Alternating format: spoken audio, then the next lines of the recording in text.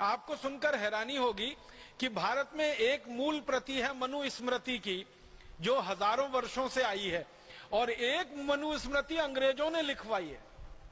आपको मालूम है, हमारे देश में मनुस्मृति की एक प्रति अंग्रेजों ने लिखवाई है, और अंग्रेजों ने इसको लिखवाने में मैक्स मूलर की मदद ली थी। मैक्स मूलर एक जर्मन विद्वान था जिसको संस्कृत बहुत अच्छे से आती थी। उसको कहा गया कि तुम भारत के शास्त्रों को पढ़ो और पढ़कर उनको बताओ कि उनमें क्या है, फिर जरूरत पड़ने पर उसमें रद्दो बदल करेंगे। तो मैक्स मूलर ने मनुस्मृति का अनुवाद किया, जर्मन में किया, फिर अंग्रेजी में अनुवाद हुआ। फिर अंग्रेजों को समझ में आया कि मनुस्मृति तो न्याय व्यवस्था की सबसे बड़ी पुस्तक है और भारत की न्याय व्यवस्था का आधार है, तो उन्होंने मनुस्मृति में ऐसे विक्षेप डलवा दिए ताकि भारतवासियों को भरमाया जा सके और उनको गलत रास्ते पे चलाया जा सके।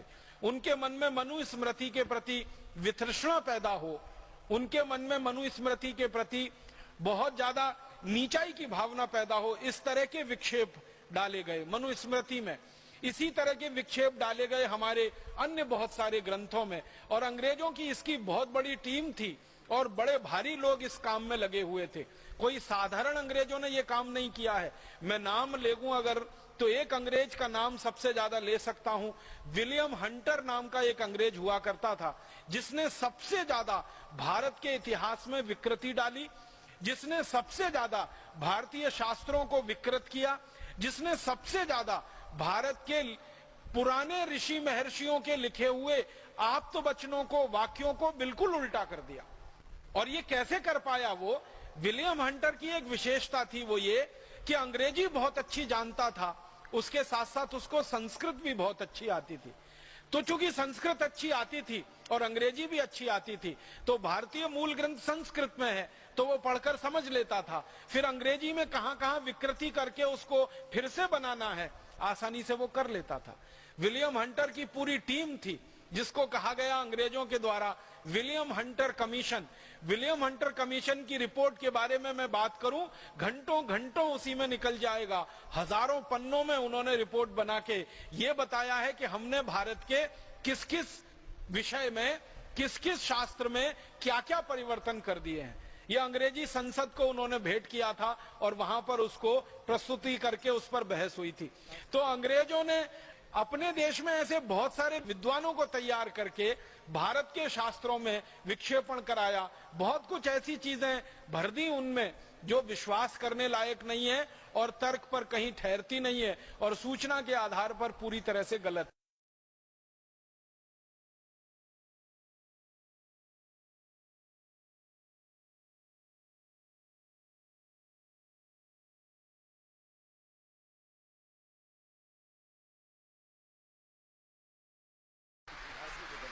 और हमारे देश में मैकॉले के द्वारा जो विषय तय किए गए, उनमें से एक इतिहास विषय, जिसमें मैकॉले ने यह कहा कि भारतवासियों को सच्चा इतिहास उनका नहीं बताना है, क्योंकि इनको गुलाम बना के रखना है, इसलिए इतिहास को विकृत करके भारत में पढ़ाया जाना चाहिए। तो भारत के इतिहास को पूरी तरह से उन्होंने विकृत कर दिया। सबसे बड़ी विकृति जो हमारे इतिहास में अंग्रेजों ने डाली, जो आज तक जहर बनकर हमारे खून में घूम रही है, वो विकृति ये है कि हम भारतवासी आर्य कहीं बाहर से आए। सारी दुनिया में शोध हो चुका है कि आर्य नाम की कोई जाति भारत को छोड़कर दुनिया में कहीं नहीं थी, तो बाहर से कहां से आ गए हम? फिर हमको कहा गया कि हम सेंट्रल एशिया से आए, मध्य एशिया से आए। मध्य एशिया में जो जातियां इस समय निवास करती हैं, उन सभी जातियों के डीएनए लिए गए। डीएनए आप समझते हैं, जिसका टेस्ट करके कोई भी बात की पक्की सूचना ली जाती है। तो दक्षिण एशिया में, मध्य एशिया में, पूर्व एशिया में, तीनों स्थानों पर रहने वाली जातियों के नागरिकों के रक्त इकट्ठे करके उनका डीएनए टेस्ट किया गया और भारतवासियों का डीएनए टेस्ट किया गया। तो पता चला कि भारतवासियों का डीएनए दक्षिण एशिया, मध्य एशिया, पूर्व एशिया के किसी भी जाति समूह से नहीं मिलता है। तो ये कैसे कहा जा सकता है कि भारतवासी मध्य एशिया से आए, आर्य मध्य एशिया से आए? इसका उल्टा तो मिलता है कि भारतवासी मध्य एशिया में गए, भारत से निकलकर दक्षिण एशिया में गए, पूर्व एशिया में गए, मध्य एशिया में गए, और दुनिया भर में सभी स्थानों पर गए और भारतीय संस्कृति, भारतीय सभ्यता और भारतीय धर्म का उन्होंने पूरी ताकत से प्रचार प्रसार किया। तो भारतवासी दूसरी जगहों पर जाकर तो प्रचार प्रसार करते हैं, उसके प्रमाण हैं, लेकिन भारत में कोई बाहर से आर्य नाम की जाति आई, इसके प्रमाण अभी तक मिले नहीं और इसकी वैज्ञानिक पुष्टि भी नहीं हुई। इतना बड़ा झूठ अंग्रेज हमारे इतिहास में लिख गए और भला हो हमारे इतिहासकारों का, उस झूठ को अंग्रेजों के जाने के 63 साल के बाद भी पढ़ा रहे हैं। अभी थोड़े दिन पहले दुनिया के जेनेटिक विशेषज्ञ जो हैं, जो डीएनए, आरएनए आदि आदि की जांच करने वाले विशेषज्ञ हैं, इनकी एक बड़ी भारी परिषद हुई थी, कॉन्फ्रेंस हुई थी। और वो कॉन्फ्रेंस का जो रिसर्च का बिल्कुल अंतिम निर्णय है वो ये कहता है कि आर्य भारत में कहीं बाहर से नहीं आए थे, आर्य सब भारतवासी ही थे, जरूरत और समय आने पर वो भारत से बाहर गए थे। अब आर्य हमारे यहाँ कहा जाता है श्रेष्ठ व्यक्ति को, जो भी श्रेष्ठ है वो आर्य है। कोई ऐसा जाति समूह हमारे यहाँ आर्य नहीं है। हमारे यहाँ तो जो भी जातियों में श्रेष्ठ व्यक्ति हैं वो सब आर्य माने जाते हैं। वो कोई भी जाति के हो सकते हैं, ब्राह्मण हो सकते हैं, क्षत्रिय हो सकते हैं, शूद्र हो सकते हैं, वैश्य हो सकते हैं। किसी भी वर्ण का कोई भी व्यक्ति अगर वो श्रेष्ठ आचरण करता है, हमारे यहाँ उसको आर्य कहा जाता है। आर्य कोई जाति समूह नहीं है, वो सभी जाति समूहों में श्रेष्ठ लोगों का प्रतिनिधित्व करने वाला व्यक्ति है।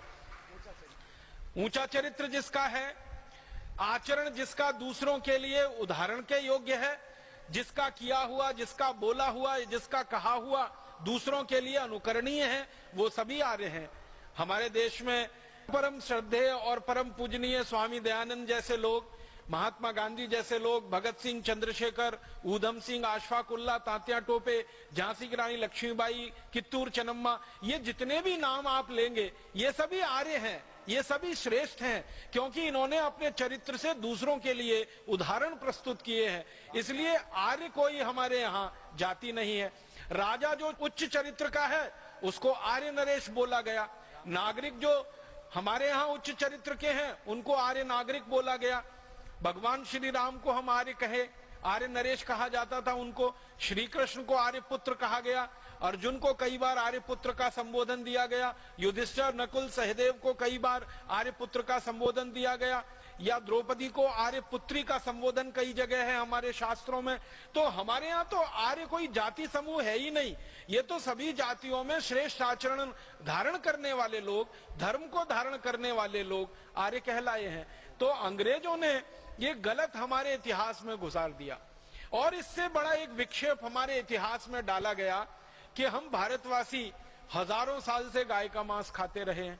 अब हजारों साल से कोई देश गाय का मांस खाता रहा हो, उस देश में गो हत्या को बंद कराने के लिए कोई अपना बलिदान कैसे दे सकता है? फिर एक मिनट के लिए आप ये सोचो कि अगर भारतीय समाज गाय का मांस खाने वाला समाज है तो फिर भारतीय समाज में गोरक्षा का आंदोलन क्यों होना चाहिए? गाय बचाने के लिए आंदोलन क्यों होना चाहिए?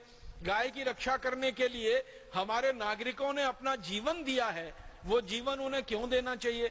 हमारे इतिहास में तो एक बहुत बड़ा उदाहरण मिलता है अमर शहीद मंगल पांडे का, जिन्होंने गोरक्षा से आंदोलन की शुरुआत की और देश की आजादी का आंदोलन वो बन गया पूरे भारतवर्ष में, और उसने आग लगा दी पूरे देश को। आप जानते हैं अमर शहीद मंगल पांडे को फांसी हुई थी तो सवाल तो गाय की रक्षा का था।